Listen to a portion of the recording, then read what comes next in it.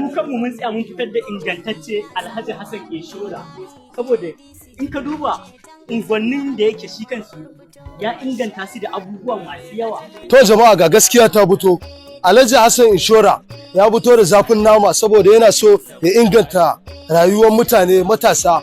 A Allah ko ke ko kai ina so ka fito ka zaɓe shi, mutum ne mai adalci, mutum ne adali, mutum ne na al'umma kuma yana abin alkhairi. Za ka ta kuji, mu kanmu 'yan shaye-shaye muna da matsaya. Mu mun tsaye da Alhaji Muhammad Sani inshora, Alhaji inshora kenan. To mu kanmu 'yan shaye-shaye muna da matsaya. Mun tsaye da shi kuma shine ɗan takarar ma ungogo da mun jigo. Mun yi kuka da idanuwanmu, babu wanda ya share mana hawaye. Mun zubar da hawayen mu a banza, mun ji ciwuka a jikinmu, mun ji raunuka a jikinmu. Amma yau ga Allah ya kawo mana canji ingantacce mafi alkhairi. Ba kowa bane wannan in ba Alhaji Hassan inshora ba. Ku fito mu zaɓe shi, mutane na kowa da kowa mu zaɓe shi. Alhaji Hassan inshora ingantacce ne, nagartacce, ya kawo canji na abubuwa da dama da kuke gani.